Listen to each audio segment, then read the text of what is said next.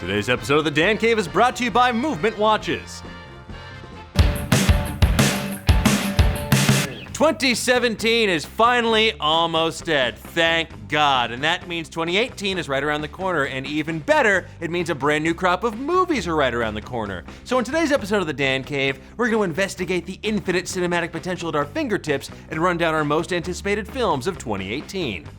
Mary and the Witch's Flower.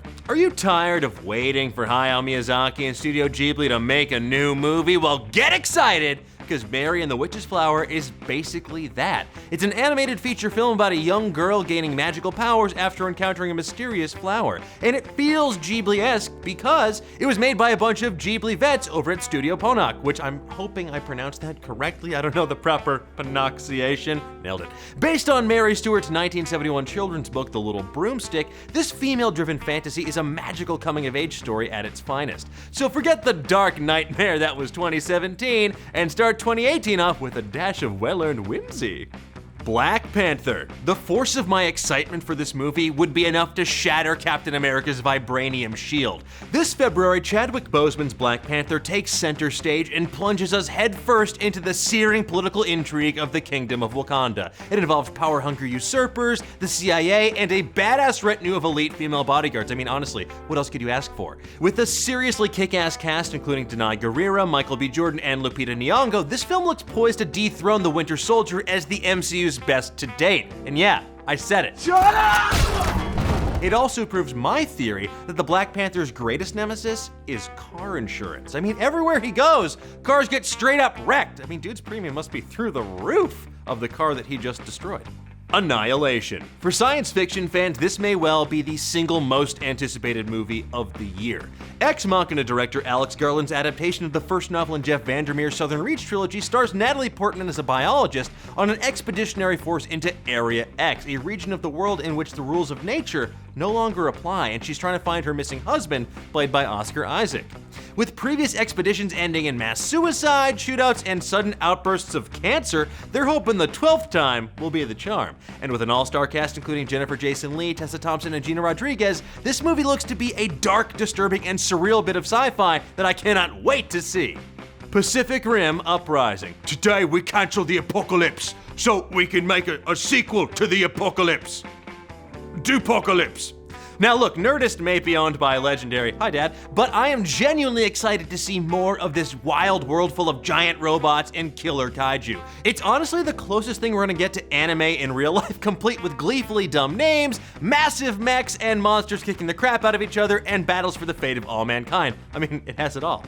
In Pacific Rim Uprising, John Boyega leads a new generation of Jaeger pilots against another invasion of massive kaiju, and must team up with his adopted sister Mako Mori to save the day before it's too late. Now, considering the first movie had a robot using a cargo ship like a baseball bat to go full Negan on a massive monster, I cannot wait to see how Steven S. DeKnight ups the ante in this sequel. And at any rate, it'll be way better than when the US and Japan tried to have a giant robot fight in real life. And it's over! Isle of Dogs. A stop-motion animated movie about a dystopian future Japan starring a group of renegade dogs quarantined on an island due to an outbreak of canine flu is extremely my shit. And the fact that they team up to help a young boy find his missing pup or Spots is just icing on the cake, of which I will eat every last crumb after salting its chocolate icing with my tears. And the fact that we first broke the news of this movie after Jeff Goldblum accidentally spilled the beans when Nerdist went to go see him play jazz in LA, well, that's weird, but it is actually 100% true. Because science. The New Mutants. The main X-Men movies are, by and large, very bad. I'm sorry, it breaks my heart, but I have to say it, it's the truth.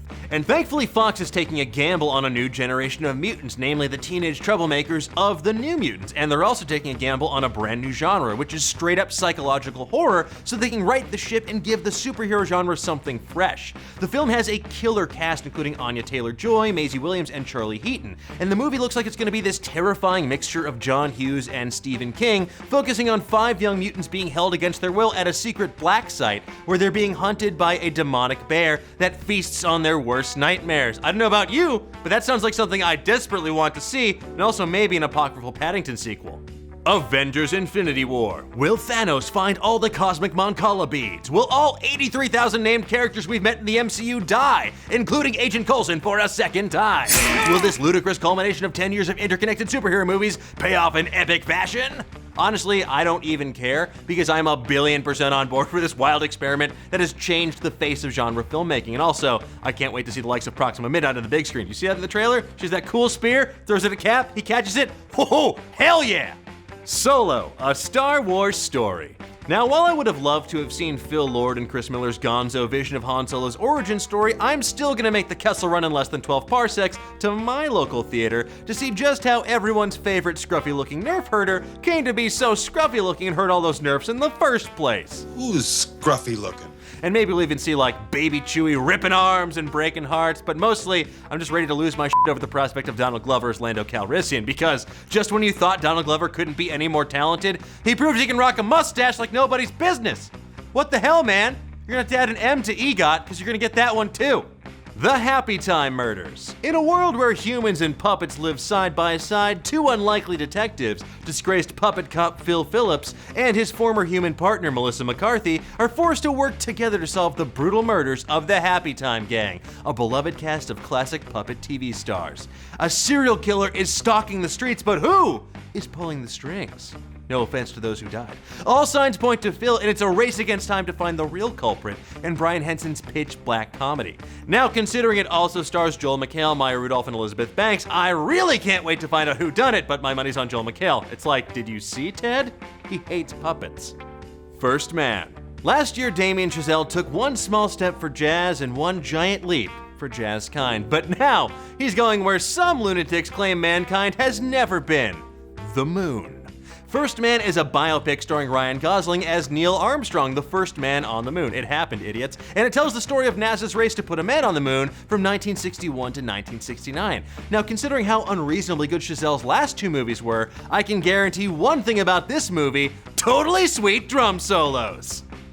Aquaman. An Aquaman movie? I dig it. Directed by James Wan? My man. Is it blowing my mind a little that we're not only getting an Aquaman solo movie, but that it sounds genuinely rad? Yeah! Honestly, this has the potential to be like the underwater version of Game of Thrones, and I for one can't wait to see how the DCEU expands after Justice League. So go ahead and add as many dents as you need to Aquaman's polearm, because I for one am all in on this marine maniac. Bohemian Rhapsody. Who wants to live forever? Well, if you're a Queen fan, you always have somebody to love: the princes of the universe themselves, who proudly declare, "We will rock you, something something Radio Gaga." Okay, enough of that, I tried. They're all song titles. At long last, Freddie Mercury and the lads of Queen are getting a biopic about their formative years, all the way up through the group's iconic performance at Live Aid in 1985. When Mr. Robot Rami Malek was cast as the legendary mustachioed Mercury, my eyebrow raised so high, it nearly left my face. But then I saw the photos and I saw some of the footage, and I felt a crazy little thing called love for this movie. And those are my most anticipated films of 2018, and honestly, this was a very hard list to make. There are so many more I didn't have room to include, like Smallfoot, Incredibles 2, Deadpool 2, Ready Player One, Ant-Man and the Wasp. The list goes on and on. So tell me, what is on your most anticipated list? Let me know in the comments below, and give me the most hotly anticipated thumbs up of 2018 while you're there. Now be sure to like and subscribe, or else you might miss next week's show about the story of a mute woman who falls in love with a fish man in a secret government lab, and the sinister robot that comes back in time from the future to murder them in the shape of Wa Terminator. Until next time, keep on digging. Thanks again to Movement Watches for sponsoring today's episode. Now, I don't know about you, but the prospect of holiday shopping just sends a shiver up my spine. It makes me, instead of feeling Yuletide cheer and goodwill towards man, just a red film comes over my eyes and the world fades away, and then just my nose starts bleeding and everyone starts flying up in the air, and I develop psychic powers. It is terrible. Thankfully, there's a better way, thanks to Movement Watches. Movement Watches was started by two broke college kids. I was a broke college kid who wanted to wear stylish watches. I wanted to wear a stylish watch. Movement Watches makes the perfect gift because they start at just 95 buckaroonies, which is way cheaper than the 400 to 500 bones you'd pay at a department store. Sorry, departments, you're over. Movement figured out that by selling online, they're able to cut out the middleman and retail markup. Yuck. Who needs it? And provide the best possible price. Hell yeah, along with classic design, quality construction and styled minimalism. And it must be working considering they've sold over 1 million watches in over 160 countries. So now's the time to step up your watch game and head over to movement.com/ that's mvmt.com/cave to get 15% off with free shipping and free return. So get a watch that features clean design and makes a great fashion statement. Join the movement. Let's open up the old mailbag, shall we? At Geek the Noble asks, what's it like to have bigger guns than Kyle? It's a good question.